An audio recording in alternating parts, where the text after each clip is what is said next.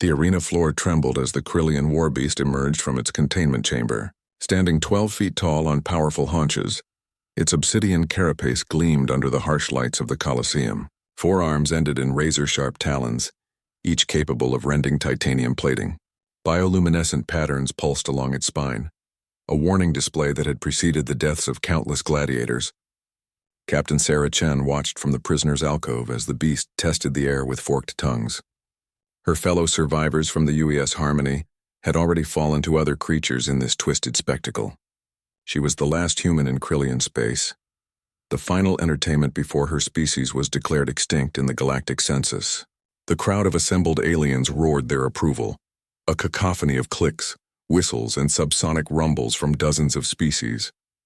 To them, humans were nothing more than a primitive curiosity, barely worthy of the arena.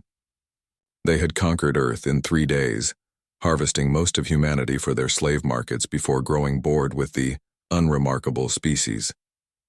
"Behold," announced Overlord Vextar through the arena's translators, "the final specimen of the failed species that dared resist the Krillian Empire.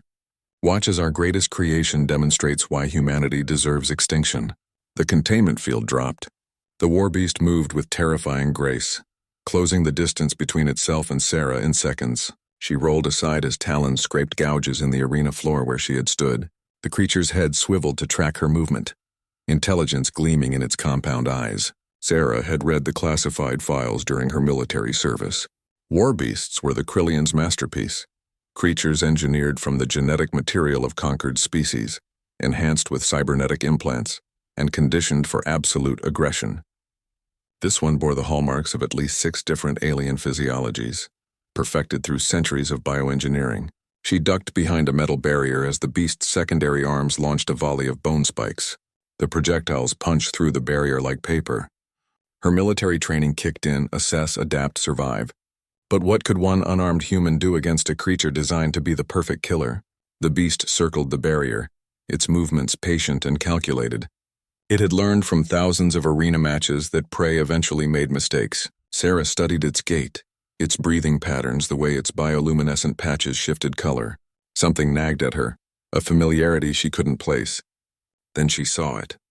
The slight limp in the creature's rear left leg, the way it favored its right side when turning. The distinctive pattern of scars along its flank, partially hidden by the carapace plating. "No," she whispered, her blood turning to ice. "It can't be." The war beast paused, tilting its massive head at the sound. For a moment, the arena fell silent except for the hum of life support systems. Sarah stepped out from behind the barrier, her hands raised but not in surrender. The creature's eyes tracked her movement, talons flexing in anticipation. But she wasn't looking at a monster anymore. She was looking at the intelligence behind those compound eyes, searching for something that might still remain. "I know you," she said softly, her voice carrying across the arena. "I know what they did to you." The beast took a step forward, then stopped. Its bioluminescent patterns flickered in a sequence that seemed almost like confusion. Sarah's mind raced back to her first deployment, to a rescue mission on Kepler 442b. The mining colony under attack by Krillian raiders, the desperate evacuation, the choice she'd had to make between saving the civilians or going back for the research team. She'd chosen the civilians, as any good soldier would, but the research team had included Dr. Marcus Webb's daughter, 8-year-old Emma, who'd been visiting her father at the dig site. The girl who'd loved dinosaurs more than anything in the universe, who'd shown Sarah her collection of model prehistoric creatures with such joy that it had made the hardened Marine captain smile for the first time in months. The girl who'd been captured when the Krillian reinforcements arrived too soon. "Emma," Sarah whispered. The war beast froze completely. The arena's crowd murmured in confusion, as their ultimate predator simply stood motionless, its massive form trembling almost imperceptibly. Sarah took a careful step forward. "Emma Webb, your father's name was Marcus. He was a paleontologist. You had a stuffed triceratops named Spike that you carried everywhere." Her voice grew stronger, more certain. "You were going to be a dinosaur scientist just like Daddy when you grew up." The creature's head lowered slightly, and for a moment, Sarah could swear she saw something achingly human in those alien eyes. The bioluminescent patterns along its spine began to pulse in a new rhythm, not aggressive but almost mournful. They took you, Sarah continued, fighting back tears. They turned you into this. But you're still in there, aren't you? You remember? The war beast, Emma, let out a sound unlike anything it had produced before. Not a roar or a hiss, but something that might have been a sob if vocal cords designed for terror could produce such a thing. The arena erupted in confusion. Overlord Vextar's translator crackled with outrage. Impossible. The conditioning is absolute. Eliminate the human immediately. But Emma didn't move. Instead, she slowly extended one massive talon toward Sarah, stopping just short of touching her face. The gesture was unmistakably gentle, achingly familiar, the same way she'd once reached out to pet Spike's fabric nose. I'm sorry, Sarah whispered, placing her hand against the creature's claw. I'm so sorry I couldn't save you. What happened next would become legend among the surviving human populations scattered across the galaxy. Emma straightened to her full height and turned toward the Overlord's viewing platform.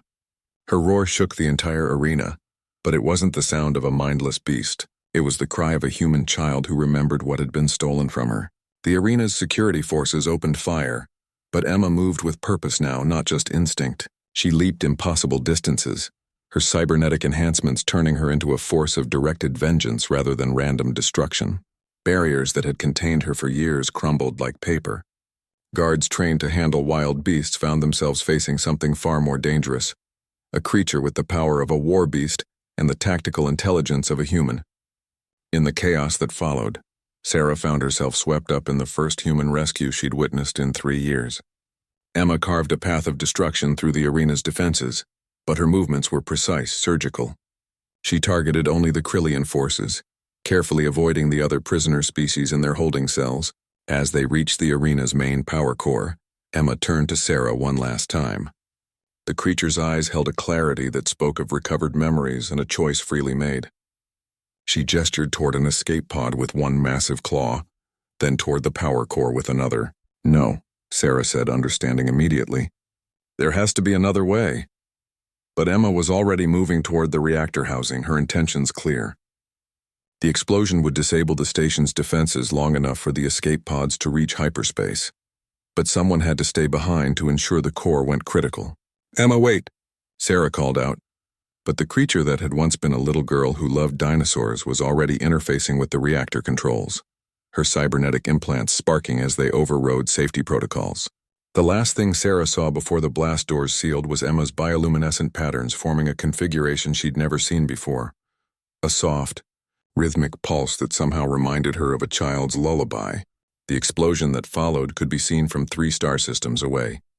When the rescue ships arrived hours later, they found only debris and a single escape pod containing Captain Sarah Chen, and detailed recordings of everything that had transpired.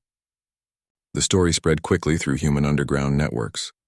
The Krillians had made their greatest mistake, not in underestimating human military might or technological prowess, but in underestimating something far more dangerous: the bonds that made humans fight not just for survival, but for each other.